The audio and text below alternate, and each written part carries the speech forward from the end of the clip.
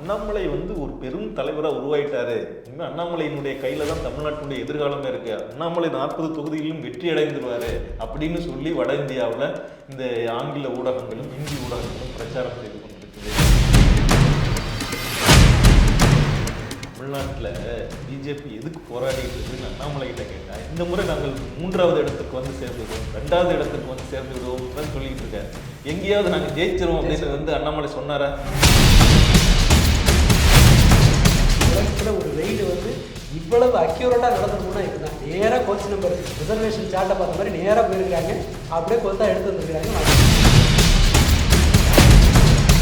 தெற்கில் வந்து எங்களுக்கு கூடுதலான இடங்கள் கிடைக்கும் அப்படின்னு சொல்லி தீவிரமா பேச ஆரம்பிச்சுட்டாங்களே. அதாவது வடக்கில் குறையிற எண்ணிக்கை தெற்கு வந்து ஈடு செய்யும். வடக்கில் குறையுது அப்படின்னு அவங்க சொல்லல. தெற்கில் எப்படிங்க 370 வாங்குவீங்க அப்படின்னு கேட்கறதுக்கு நிதின் கட்கரி இன்னும் பல பாஜக மூத்த தலைவர்கள் எல்லாரும் என்ன சொல்றாங்கன்னா, இல்லைங்க இந்த முறை எங்களுக்கு தெற்குல கூடுதல் இடங்கள் கிடைக்குங்க அப்படின்னு சொல்றாங்க.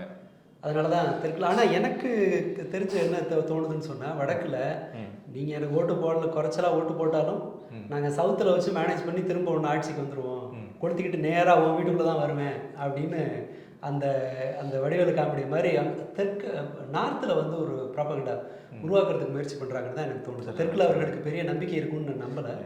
ஏற்கனவே வந்து வடக்கில் வந்து இந்த முறை ஓட்டு போடுறதுக்கு மக்கள் தீவிரமாக யோசனை பண்ணிகிட்டு இருக்காங்கிறது ஒரு பக்கம் பிரச்சனை. இன்னொரு புறம் வந்து பாரதிய ஜனதா கட்சிக்குள்ளார நடந்துகிட்டு இருக்கிற சண்டைகள் இருக்கு இல்லையா, அது வந்து படு வேகமாக நடந்துட்டு இருக்கு.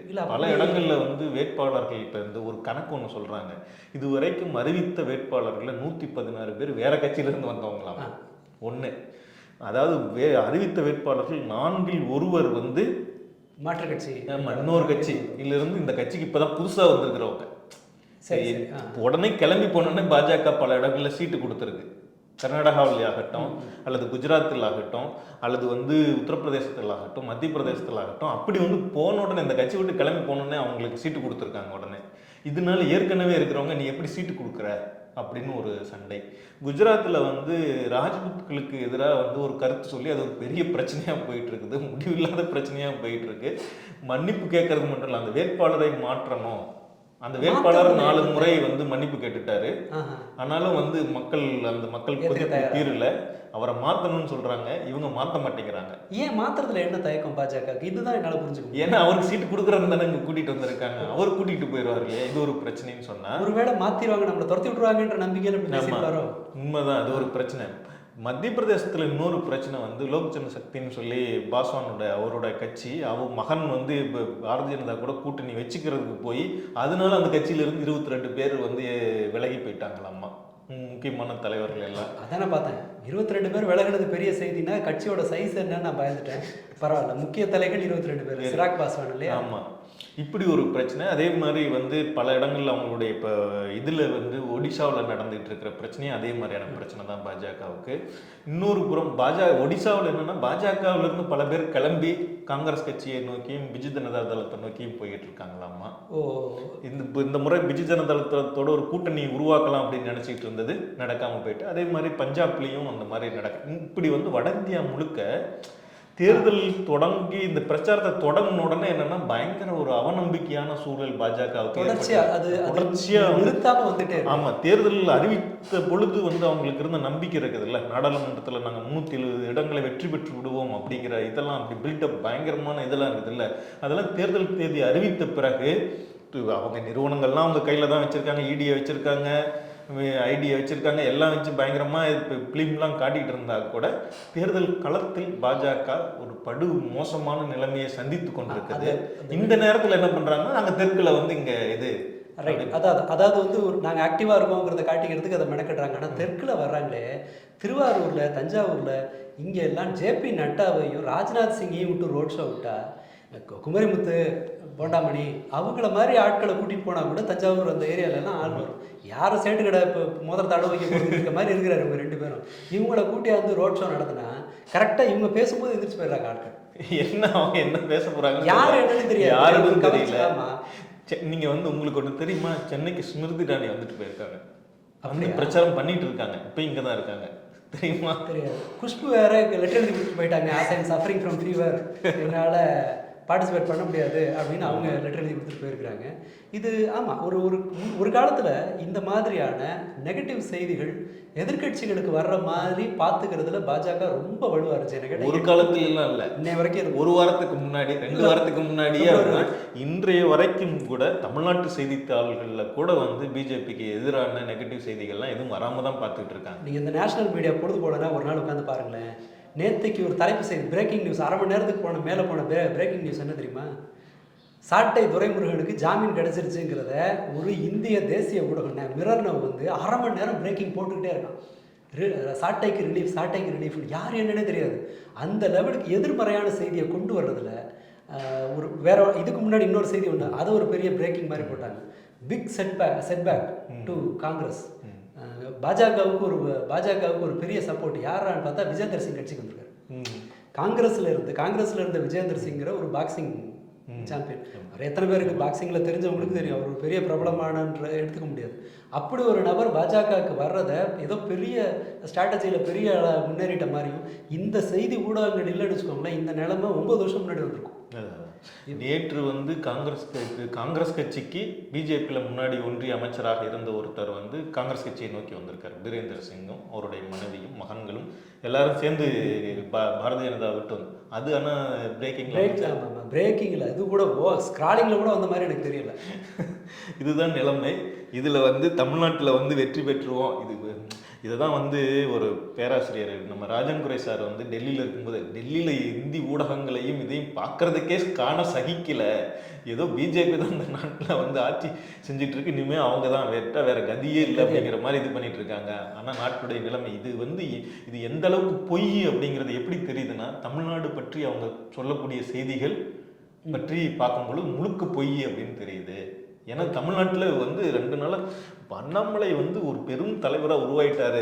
இனிமேல் அண்ணாமலையினுடைய கையில் தான் தமிழ்நாட்டினுடைய எதிர்காலமே இருக்கு, அண்ணாமலை 40 தொகுதிகளிலும் வெற்றி அடைந்துருவாரு அப்படின்னு சொல்லி வட இந்தியாவில் இந்த ஆங்கில ஊடகங்களும் இந்தி ஊடகங்களும் பிரச்சாரம் செய்து கொண்டிருக்குது. இதை 22 தொகுதியை ஜெயிச்சிருவாருன்னு சொல்லி நெற்றிக்கண் ஒரு பத்திரிகையில் இது போட்டிருக்காங்க. பாஜக ஜெயிக்க வாய்ப்புள்ள 22 தொகுதிகள்னு ஒரு பட்டியல் போட்டிருக்காங்க, மனசாட்சியே இல்லாமல். இது இல்லாமல் அரசியல்வாதிகள் இல்லாமல் வேற 2 முக்கியமான தகவல் கவனிச்சிங்களான்னு தெரியல. நிர்மலா சீதாராமனோட கணவர் அவர் ஒரு பேட்டி கொடுக்குறாரு. சொல்கிறாங்க 400 370லாம் சொல்கிறாங்க. என்ன கேட்டால் மோடி ஃபெட்டிக்கில் இருக்காங்க, மோடியால் மக்கள் சோர்வடைஞ்சிட்டாங்க, அதனால அவர்கள் 200 நெருங்கிறதே கஷ்டம்ன்ற மாதிரி அவர் சொல்கிறாரு. இதுதான் கொடுமைன்னு பார்த்தா நிர்மலா சீதாராமன் வீட்டுக்காரர் இப்படி சொல்லிட்டாரேன்னு சொல்லி ஆறுதலுக்கு அந்த பக்கம் திரும்பினா, முன்னாள் தலைமை தேர்தல் ஆணையர் குரேஷ் இருக்கார் இல்லையா, அவர் ஒரு ட்வீட் போட்டிருக்காரு. இப்போ 400 தான் சொல்லுவாங்க, அது அப்புறம் 300 ஆகும், 175லேருந்து 200க்கு வந்துடும் அப்படின்னு ஒரு ட்வீட்டை போட்டுட்டு பின்னாடியே சொல்கிறாரு, இல்லை நான் அல்ஃபோன்சா மாம்பழம் 1/2 டசனோட ரேட்டை சொன்னாங்க, நீங்கள் வேறு எதுவும் தப்பாக நினச்சிக்காதீங்கன்னு இருக்காரு. எல்லாத்துக்கும் கொடுக்கு முளைச்சிட்ட மாதிரியே தெரியுது. ஸோ இதை பார்க்க நல்லா தான் இருக்குது. முன்னாடி ரொம்ப கடுப்பேற்றுற மாதிரியான இருந்த ஊடகங்களும் சமூக ஊடகங்களும் பார்த்து இப்போ இன்னொரு முக்கியமான விஷயம் கவனிங்க. தமிழில் டிபேட்டில் பேசுகிற பிஜேபிக்காரங்க 400ன்னு சொல்கிறதில்ல தெரியுமா? அதெல்லாம் நாங்கள் ஜெயிச்சு வந்துடுவோங்க. இல்லை, தமிழ்நாட்டில் பிஜேபி எதுக்கு போராடிட்டு இருக்குதுன்னு அண்ணாமலை கிட்ட கேட்டால், இந்த முறை நாங்கள் 3வது இடத்துக்கு வந்து சேர்ந்து விடுவோம், 2வது இடத்துக்கு வந்து சேர்ந்து விடுவோம் தான் சொல்லிக்கிட்டு இருக்காரு. எங்கேயாவது நாங்கள் ஜெயிச்சிருவோம் அப்படின்னு வந்து அண்ணாமலை சொன்னாரா? சொன்னதில்லை. அதுக்கு வேற ஒரு வேலையை பெரிய வேலையை பார்த்து விட்டார். பார்த்தீங்களா, இப்போ அதிக வாக்கு பெறுவதற்கு வாய்ப்பு இருக்கிற வேட்பாளர்கள் நாயனார் நாகேந்திரன் ஒருத்தர். அவர் தான் இவரை ஓவர்டேக் பண்ணுற மாதிரி இருக்குது. ஏன்னா அவர் வந்து இங்கிருந்து போனவர், இந்த திராவிட கட்சிகளிலிருந்து அங்கே போனவர். அவர் உள்ளூர் அளவில் ஒரு அரசியல்வாதி, செல்வாக்கு மிக்கவர், ஃபீல்டில் அந்த ஏரியாவில் தெரிஞ்சவர். அந்த எப்படி வேலையை செய்யலாம், அந்த எலெக்ஷன் கணக்கீடுகளில் ஒரு திறன் இருக்கிற ஒரு ஆள். இவர் ஓவர்டேக் பண்ணிட்டு அந்த கவுண்டமணி ஒரு படத்தில் சொல்லுவாங்க, அவன் அசிஸ்டண்ட்டுங்க, அவனுக்கு கமிஷன் ஜாஸ்தி கொடுத்தீங்கன்னா அது எனக்கு அசிங்கம் அப்படின்னு சொல்லுவார் இல்லையா. அதே மாதிரி இவருக்கு என்ன தோணி இருக்குன்னு சொன்னால், அந்த ஆள் நம்மளோட ஓட்டு ஜாஸ்தி வாங்கிட்டா நமக்கு கெட்ட பேர். ஏன்னா அந்த முக்கியமான வேட்பாளர்களில் தலைவர் பதவிக்கு வராதவர் நாகேந்திரன் மட்டும்தான். இப்போ என்னன்னா அவரை காலி பண்ணிட்டா, அப்போ அது என்ன நாடோடிகள் படம், அதுக்கு முன்னாடி வந்துச்சு, என்ன படம் அது, சுப்பிரமணியம் ஃபோன் பண்ணி இவரே சொல்லுவார் இல்லையா. அந்த மாதிரி தலைவரே விலாவாரியாக கோச்சு நம்பர் எத்தனை பேர், எவ்வளவு அமௌண்ட்டு, எத்தனை பேக்குங்கிற வரைக்கும் சொல்லிட்டாரு போட்டிருக்கு. எனக்கு தெரிஞ்ச உலகத்தில் ஒரு ரெய்டு வந்து இவ்வளவு அக்யூரேட்டாக நடந்திருக்கும்னா இதுதான். நேராக கோச் நம்பர் ரிசர்வேஷன் சார்ட்டை பார்த்த மாதிரி நேராக போயிருக்கிறாங்க, அப்படியே கோத்தா எடுத்து வந்துருக்குறாங்க மாடி. இவரோட கடையிலேருந்து ரொம்ப விலாவாரியாக கோத்து விட்டுருக்குறாங்க. அப்புறம் தான் இப்படி நடந்து போச்சான்ற மாதிரி ஏதோ ஃபீல் பண்ணியிருக்காரு, கோவப்பட்டிருக்காரு. ஏதோ கிராமத்து ரோடுங்க, இப்போ பத்திரிக்கைக்காரன் வந்து டிராஃபிக் பண்ணுறாங்கிறாரு. ஷூட்டிங் நடக்கிற 20 நிமிஷத்தில் ஒரு வண்டி எதுக்கால வரல, ஓரமாக நிற்கிது. அது அந்த ரோட்டில் உட்காந்துக்கிட்டு இவர் அவ்வளோ உள்ள பிரச்சனை வரும் இல்லையா, கட்சியில் கேட்பாங்களே எப்படி தகவல் இருந்துச்சுன்னு. அது கொஞ்சம் பரிதாபமாக தான் இருக்கு. ட்ராமா பண்ணிட்டு இருக்காரு பெரிய இந்த மாதிரி ஒரு பக்கம் உள்குத்து வேலையா பண்ணிட்டு இருக்காரு. நம்மளோட எவன் ஓட்டு அதிகமா வாங்கிடுவான் அவனை எப்படி காலவாரி விடுறது அப்படிங்கிற உள்குத்து வேலைகள் ஒரு பக்கம். இன்னொரு பக்கம் பயங்கரமா நான் வந்து களத்தில் பயங்கரமாக வேலை செய்து கொண்டிருக்கிறேன் பாருங்கள் அப்படின்னு காட்டுறதுக்காக உடனே வந்து யாரு கூட சண்டைக்கு போறதுன்னு தெரியாம பணம் கொடுத்து கூட்டிக்கிட்டு வர ரிப்போர்ட்டர் கூடயே யோ நீ எதுக்கே வந்த அப்படின்னு சொல்லி சண்டை போட்டுட்டு இருக்காரு. என்னதான் ஆச்சு அண்ணாமலைக்கு?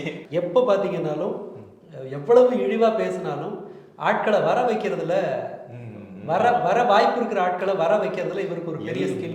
24 மணி நேரமும் கேமராக்களுடைய வந்து அந்த வெளிச்சத்திலேயே இருக்கணும்னு நினைச்சிட்டு இருக்கிறது. என்ன ஏங்க படம் பிடிக்கிறீங்க அப்படின்னு கேட்கறது வந்து ஒன்றும் டிராமாவா இருக்கலாம், இல்லைன்னா வந்து வேற ஏதாவது செட்டிங்கா இருக்கலாம். இல்ல இப்ப அவர் வந்து பல பேரும் பல விதமான காரணங்கள் சொல்றாங்க. பணம் கொடுக்கறத வந்து பிடிச்சிருவாங்க, இல்ல வந்து இவர் தேர்தல் பிரச்சாரத்துக்கே போகாம ஓப்பி அடிச்சுட்டு இருக்கிறத வந்து காட்டிடுவாங்க அப்படிங்கறத காசிங் போட்டுட்டு இருக்காரு. அது சரி, ஏதோ இவங்களுக்கு எதிராக இவங்களை காட்டி கொடுக்கறதுக்குன்னே வந்து சேனல்கள்லாம் இருக்கிற மாதிரி சோஷியல் மீடியான்னு ஒன்று வரலன்னா அண்ணாமலை தான் அடுத்த எம்ஜிஆர்னு சொல்லியிருப்பாங்க. இது ராஜ்நாத் சிங் வந்து நாமக்கல்ல போய் பேசும்போது திடீர்னு இது யாரு வேட்பாளர் பேரை மறந்து போயிட்டாரு. கேபி ராமலிங்கத்தையா? ஆமா, அது என்ன பேரு, ஐயோ என்ன பேருன்னு தெரியல அப்படின்னு பேசிட்டு இருக்கும்போது ஹிந்தியில பேசியிருக்காரு. ஹிந்தியில பேசினதுனால அது ஏதோ வேற ஒரு பேரை சொல்லியிருக்காரு. உடனே மொழிபெயர்ப்பாளர் சரியான பேரை போட்டு இட்டு நிரப்பிட்டாரு. ஓ, உங்களுக்கு தெரியாத சட்டம் இல்லை, ஆகவே அது நல்ல சட்டத்தை தீர்மானிக்கன்னு சொல்லியிருப்பாங்க போல.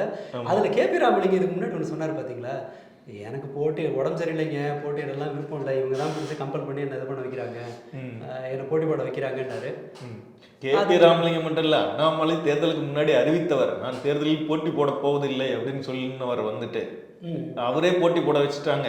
தமிழ்நாட்டில் மட்டும்தான் இந்த பிரச்சனைன்னு சொன்னா, வட இந்தியாவில் பல இடங்கள்ல வந்து முன்னாடி ஒன்றிய அமைச்சர்களாக இருந்தவங்க, யூனியன் மினிஸ்ட்ரியில் வந்து இருந்தவர்கள் வந்து பல பேர் வந்து இவங்க கேண்டிடேட் லிஸ்ட் அறிவிக்கிறதுக்கு முன்னாடியே நாங்கள் தேர்தலில் இருந்து அரசியலில் இருந்து விலகி கொள்கிறோம் அப்படின்னு எனக்கு தெரியும். அந்த கிரிக்கெட்டர் மொத்தம் 5-6 பேர் வந்து அந்த மாதிரி விலகி போயிருக்காங்க. 39 பேர் நினைக்கிறேன். அதாவது இப்ப இருக்கிற ஆட்கள்ல வேண்டான்னு ஒதுங்கினவங்க அல்லது வந்து அறிவிச்ச பிறகு மாத்திக்கிட்டவங்க எல்லாம் சேர்த்து 39. இதுல தேவநாதன் ஒருத்தர் பாத்துங்க, மக்கள் எவ்வளவு சுயநலவாதிகளா இருக்காங்க பாருங்க. அவர் வந்து பாஜக இந்து மதத்தை காப்பாத்துறதுக்காக போய் ராமநாதபுரத்துல போட்டி போடுறாரு. ராமநாதபுரமா சிவகங்கையில போட்டி போடுறாரு. ஏதோ டெபாசிட்ங்க பணம் ஒரு 540 கோடி எடுத்துட்டு போயிட்டாரு. எந்த தொகுதியை வேணாலும் அவர் இங்க வட தமிழகத்தை சேர்ந்தவர் தான், எந்த தொகுதியை வேணாலும் கொடுங்க, குறிப்பா தென் தமிழகத்தில் இருக்கிற ஏதாவது ஒரு தொகுதியை கொடுங்க, அப்பதான் நான் மக்களுக்கு சேவை செய்ய முடியும். இப்போ போகும்போது வெறுங்கையோட போக முடியுமா? ஏதோ டெபாசிட் பணத்தை எடுத்துட்டு போயிட்டாங்க போட்டு. இவனுங்க பொறுமையே இல்லாம வந்து வாசல்ல என் பணத்தை கொடுன்னு போட்டி போட்டுட்டு இருக்காங்க. இந்து மதத்தை காப்பாற்றணுங்கிற உயர்ந்த லட்சியத்தோட ஒரு ஏதோ ஒரு 540 மாமாக்கள் அப்படி செய்யலாமா? அது நியாயமா? தர்மத்திற்கு தொண்டு செய்யணும். அவங்க தான் வந்து இது என்ன வம்பா இருக்குது, ஊர்ல எவனாவது நடத்த கொடுக்கும்போது மயிலாப்பூர்காரங்களாம் என்ன சொல்றது வந்து ஏன் நாட்டுக்காக இடத்த கொடுக்க மாட்டேங்கிறது. மயிலாப்பூர்ல மெட்ரோக்கு இடத்த எடுக்க போறான்னா உடனே ஊர்வலமா போய் கம்யூனிஸ்ட் கட்சியில மனு கொடுக்குறாங்க, அதிமுகல மனு கொடுக்குறாங்க. எனக்கு ஊர்ல இருக்கவங்களாம் தியாகம் பண்ணணும், நீங்க தியாகம் பண்ண மாட்டீங்களா? நாட்டுக்காக ஒரு ஊரை தியாகம் பண்ணுங்க வேண்டியது. ஒரு டெபாசிட் பணத்தை வந்து கொஞ்சம் போல எடுத்துட்டு போயிட்டாரு ஏதோ ஒரு வேட்பாளர். ஏதோ 525 கோடி ரூபாய் 540 கோடி ரூபாய் பிஜேபியோட அண்ணாமலையோட வெல்த்தோட கணக்கு பண்ணீங்கன்னா இது ஒண்ணுமே கிடையாது. ஒரு தொகுதியில சும்மா ஒரு சின்ன செலவுக்காக இல்லை, இந்த மாதிரி மக்கள் பேராசைப்படக்கூடாது. இப்படி இருந்தால் அந்த ஹிந்து மதத்தை எப்படி வளர்க்குறது? உண்மைதான். அது மயிலாப்பூர்லேருந்து இப்படி ஒரு குரல் வரதை என்னால், ஒரு டெபாசிட் போகுது அவ்வளோதான். நாடு சொர்க்கமாக மாறும்போது நீங்கள் வந்து ஒரு பெனிஃபிட் ஃபண்ட்லேருந்து கொஞ்சோண்டு பணத்தை எடுத்துக்கிட்டா என்ன? இந்த விஷயத்தில் அவங்க செய்கிறது தப்பு தான். சரிதான். ஆனால் மக்கள் வந்து என்ன ஆயிட்டாங்கன்னா ரொம்ப பதட்டம் ஆயிட்டாங்க. முதல்ல போய் ஒருத்தர் வந்து செக் கொடுத்து பணம் கேட்டிருக்காரு. இல்லைங்க பணம் இல்லைன்னு சொல்லியிருக்காங்க. அதில் வந்து டெபாசிட் பண்ணியிருக்கிறவங்க எல்லாருமே யாருன்னு சொன்னால் ஓய்வூதியக்காரங்க, அதுவும் சென்ட்ரல் கவர்மெண்ட் பென்ஷனர்ஸ் தான் வந்து பெரும்பாலான பேர் வந்துட்டு வந்து ரொம்ப அதிகமான வட்டி கொடுக்குறாங்க. மற்ற காரணங்களில் மற்ற இது அது ரொம்ப நீண்ட காலமாக இருக்கக்கூடிய ஒரு நிதி நிறுவனமும் கூட. அதில் எப்படி இந்த ஆட்டை உள்ள விட்டாங்கன்னு தெரியல. இவர் வண்டி ரொம்ப நாளாக இருக்கு. நான் இவ்வளோ லேட்டானதான் எனக்கு பெரிய ஆச்சரியம். நான் இவரோட வண்டியை ஒரு 5 வருஷமா அங்கே பார்க்குறேன். அந்த அந்த பெனிஃபிட் ஃபண்டு வாசல்ல 5 வருஷமா இவர் வட்டி கொடுத்தாருங்கிறதே எனக்கு ரொம்ப கஷ்டமா இருக்கு. அது எப்படி வந்து ஒரு அது இதெல்லாம் வந்து ஒரு ட்ரெடிஷ்னல் வந்து ஃபைனான்சியல் இதுன்னு சொல்லணும், வந்து குரூப்ஸ் மாதிரியான இது. வட்டிக்கு கடும் வட்டிக்கு கொடுத்து பணத்தை இருக்கு பொருள் வாங்கி கடும் வட்டிக்கு கொடுத்து ஒரு தொகையை வந்து அவங்களுக்கு அதிகமாக கொடுக்கக்கூடிய ஒரு தொழில். அது அதில் வந்து இவர் போய் இப்படி கொடுத்த உடனே வந்து பணம் வரலின்னு சொன்னோன்னே சில பேர் இன்னும் சில பேர் போய் கொடுத்துருக்காங்க. எல்லாரும் வந்து கனெக்டட் பீப்புளாக தானே இருப்பாங்க. என்னைய அது பணத்தை காணாமா அப்படின்னு சொல்லி எல்லாரும் நிறைய பேர் போய் கேட்ட உடனே தான் இந்த பிரச்சனை வெளியில வந்திருக்கு. ஓகே, இப்போ கிணறு வெட்டின கொஞ்சம் பணம் வந்து காணாம போயிட்டுங்க அப்படின்னு சொல்லியிருக்காங்க. இல்லை அப்படிதான் சொல்லியிருக்காங்களா? அப்படிதான் சொல்லியிருக்காங்க. பணம் காணாம போயிட்டா எவ்வளோயா காணாம போயிட்டு 500 சொச்சம் கோடி ரூபா அப்படின்னு சொல்லியிருக்காங்க. என்னது 500 சொச்சம் கோடி ரூபா பணம் காணாம போயிட்டா என்னையா பண்ணிட்டு இருக்கீங்க? செய்தி ஏன் பெருசா வரல? இது ஒரு நெருக்கடியானது. ஆமா, இது வந்து ஒரு இதே மற்றவர்கள் ஊடக முதலாளி அவர் ஒரு ஊடகம் வச்சிருக்காரு. அவர் ஒரு ஊடகம் வச்சிருக்காரு. நீங்க ஏங்க பிஜேபி தாங்க தமிழ்நாட்டில் இந்தியாவில் இருக்கிற எல்லா ஊடகங்களையும் வச்சுட்டு இருக்காங்க வந்துட்டு. அதனால தேவநாதன் யாதவுக்காக இதை கூட செய்ய மாட்டாங்களா என்ன? அந்த அந்த ஃப்ரெண்ட்ஷிப்புக்கு. ஆமா, இதே மற்றவர்களுக்கு இந்த மாதிரி ஒரு செய்தி நடந்திருந்தா, நீங்க சொன்னீங்கல்ல நேற்று அரை மணி நேரமா ஒரு பிரேக்கிங் போச்சு, அதே மாதிரியான பிரேக்கிங் வந்து நாடு முழுக்க பறந்திருக்கும் நேரம். ஆனா இவருக்கு அப்படிங்கிறதுனால எந்த பிரேக்கிங்கும் வராம இருக்கு. ஏமாந்தது எல்லாமே இந்துக்கள். ஸோ முஸ்லீம் கிறிஸ்டியன் வந்து வெறுப்பை காட்டி நீங்க சுரண்டுறது இந்துக்களை தாங்கிறது இன்னொரு முறை ப்ரூவ் ஆயிருக்கீங்க. உண்மை உண்மை உண்மை. அதுவும் வந்து யாருன்னு சொன்னா மயிலாப்பூர் ஹெட் குவார்ட்டர்ஸ்ல கை வச்சிருக்காங்க. ஹெட் குவார்ட்டர்ஸ்ல கை வச்சு அதை கூட வந்து இதை தான் ஹேண்டில் பண்ணிட்டு இருக்காங்க. அதுக்கும் ஆனந்த் சீனிவாசன் மட்டும்தான் இதை பத்தி வெளிப்படையா பேசியிருக்காரு. மற்ற எங்க இருந்தும் எந்த ரியாக்ஷனும் இன்ன வரைக்கும் வரல. அதான் அது எவ்வளவு மோசமாக இருக்கிறது. தெற்கிலும் சரி வடக்கிலும் சரி பிஜேபி வந்து ஒரு மோசமான இறங்கு முகத்தை சந்தித்து கொண்டிருக்கிறது, தோல்வி முகத்தை சந்தித்து கொண்டிருக்கிறது அப்படிங்கிறது நமக்கு பார்க்கிற செய்திகள் எல்லாம் தெரியுது. வட இந்திய மக்களும் தங்களோட குழந்தைகளை எதிர்காலம் குறித்து கவலைப்பட ஆரம்பிச்சிருக்காங்க. இந்த நேரத்தில் தென்னிந்தியர்கள் ஓட்டு போடுவாங்கன்னு வட இந்தியாவில் பிம்பிளிக்கா பிளாக்கா காட்டிட்டு இருக்காங்க. அதனால அந்த நம்பிக்கை இருக்குன்னு நான் சொல்லலை. ஏன்னா அதனாலதான் நேக்கா எஸ்கேப் பண்ணார் பார்த்தீங்களா அமித்ஷா. காணிச்சாரு இந்த இது ரோட் ஷோவில் வந்து யாரையோ பார்த்து இருக்கிற ஒரு ரோட்டில் ஓரமாக போகிறவங்கள பார்த்து வணக்கம் வைக்கிற அவமானம் வேண்டாம் அப்படின்னு அவர் எஸ்கேப் ஆகிட்டு இருக்காரு. இதில் இன்னொரு காரணமும் சொல்கிறாங்க, வட இந்தியாவில் இவ்வளோ கடுமையான பிரச்சனைகள் இருக்குது, என்ன பண்ணுறதுன்னு தெரில. அவங்க வந்து அமித்ஷா வந்து எப்படியான நெருக்கடியான நிலைமைகளையும் மேனேஜ் பண்ணக்கூடிய ஒரு ஆள் வந்துட்டு அவராலேயே மேனேஜ் பண்ண முடியாத அளவுக்கு பயங்கரமான பிரச்சனைகள் ஆகிட்டதுனால அதை அங்கே வந்து சரிஞ்சுக்கிட்டு இருக்குது இல்லை, ரொம்ப மோசமாக போயிடாம தாக்கு பிடிச்சி இழுத்து நிப்பாட்டுறதுக்கு அவர் அங்கே இருக்க வேண்டிய தேவை அப்படின்னு சொல்கிறாங்க. இல்லை, அமித்ஷா வந்து ஒரு பெரிய ஸ்ட்ராட்டஜிஸ்ட் அப்படிங்கிற மாதிரியான ஒரு பிம்பத்தின் மீது எனக்கு ஒரு எதிர்மறையான கருத்து உண்டு. ஏன்னா உங்களுக்கு எல்லா அதிகாரமும் இருக்குன்னு வச்சுக்கோங்களேன், நீங்கள் ஆடலாம். உங்கள் எதிரணி கையை கட்டி போடுறதுக்கான திறன் உங்களுக்கு இருந்ததுன்னா உங்களோட ஆட்டம் எக்ஸ்ட்ராடினரியாக தான் இருக்கும். பட் ஒரு நெருக்கடி வரும்போது தான் ரியல் நீங்கள் வந்து அமித்ஷா வந்து பெரிய வந்து சாணக்கியன்லாம் வந்து கிடையாது அப்படின்னு வந்து மற்றவங்கெல்லாம் தான் சொல்லிட்டு இருந்தாங்க. அவரு இந்த அரசியலில் தொடங்கின காலத்துலேருந்தே அவர் எதுக்கு வந்தாருன்னு சொன்னால், ஒரு டான், என்ன பிரச்சனை கூப்பிடு, அவனை 2 மிரட்டு தலையில் தட்டி அனுப்பு, பிரச்சனையை சால்வ் பண்ணு அப்படின்னு பண்ணிட்டு இருந்தவர் அவரு தான். அதுக்கு இப்போ மோடியும் அவரும் சேர்ந்து எப்படி ட்ராவல் ஆகி இப்படி பாலிடிக்ஸுக்கு வர்றாங்க அப்படின்னு கேரவன் உட்பட பல ஆங்கில இதழ்களில் எழுதியிருக்காங்க. அவர் வந்து பல கொலைகள் செய்தவர், வந்து பல பேரை மிரட்டினவர், இது பண்ணவர், அதுவும் பெரிய பெரிய வழக்குகள் எல்லாத்தையும் வந்து மோடிக்கு எதிரான வந்து குஜராத் படுகொலை வழக்குகள்லாம் எப்படி கையாண்டாரு அப்படிங்கிறதுல தான் அவருடைய வந்து சாணக்கியத்தனம் இல்லை. அரசியல் வாழ்க்கை ஆரம்பிச்சதே இந்த மாதிரியான வேலைகள்ல தான். அவர் டான்கிற வாழ்க்கையிலிருந்து வாழ்க்கையை தொடங்குறாரு. டானுக்கே ஒரு நெருக்கடி. அதனால யதார்த்தம் என்னன்னா, எத்தா பெரிய டானும் உருப்படியாக வேலை பார்க்குற ஒரு ஹெட் கான்ஸ்டபிள் நினைச்சா முடிச்சிட முடியும். ஒரு டானோட ஒரு டானோட அந்த அதிகாரம் இருக்கு இல்லையா, அது ஒரு ஹெட் கான்ஸ்டபிளால் சுலபமாக அடைக்கப்படக்கூடியது. அவர் எழுதுகிற அல்ல ஒரு ரைட்டர் ப்ராப்பராக எழுதுகிற எஃப்ஐஆர் அவங்களோட எதிர்காலத்தை வந்து முடிச்சு வச்சிடும். இப்போ சென்னையில் இருக்கிற லீடிங் ரவுடிங்கெல்லாம் 15 வருஷமாக வெளியில் வர முடியாமல் உள்ள. சரிதான். ஸோ பார்க்கலாம். நல்ல அரசியல் டானோட எதிர்காலம் எப்படி இருக்கு போகிறது. ஏற்கனவே இறங்கு முகத்தில் அவர் எதிர்காலம் கண்டிப்பாக இதாயிரும். நம்ம எதிர்காலம் நாட்டு மக்களே உஷாராக இருக்குங்க. உங்களை கட்டி வடக்க ஓட்டு வாங்குறாங்க, வடக்க கட்டி உங்களை ஓட்டு போட சொல்றதுக்கு ஏமாத்திக்கிட்டு இருக்காங்க. உஷாராக இருங்க. நீங்கள் வந்து கவனமாக. அதுக்கு தான் இந்த மாதிரி செய்தி லீக் ஆகிடக்கூடாதுன்னு தான் நீங்கள் கருத்து கணிப்பை எடுக்கக்கூடாதுன்னு தடை போட்டிருக்காங்க. உலகத்தில் முதல் முறையாக எலெக்ஷனில் கருத்து கணிப்பை வெளியிடக்கூடாதுன்ற தடை இருந்து பார்த்துருப்பீங்க. இப்போ கருத்து கணிப்பை எடுத்தாலே, அதை 2 வாட்டி படித்தேன், கருத்து கணிப்பு எடுத்தாலே 2 வருஷம் சிறை. ஓ ஆமாம். இந்த வர முதல் இது நடக்குது இல்லையா, முதல் ரவுண்டு தேர்தலில் ஆரம்பித்து அன்னையிலேருந்து அது வரும், நீங்கள் கருத்து கணிப்பை எடுக்கக்கூடாது. அப்புறம் வெளியிடவும் கூடாது. ஏடா எடுக்கவே இல்லைன்னா எப்படி வெளியிடும், அந்த ரேஞ்சில் இருக்குது. என்ன நடக்கிறது என்று பார்ப்போம். மீண்டும் ஒரு முறை சந்திப்போம். வணக்கம்.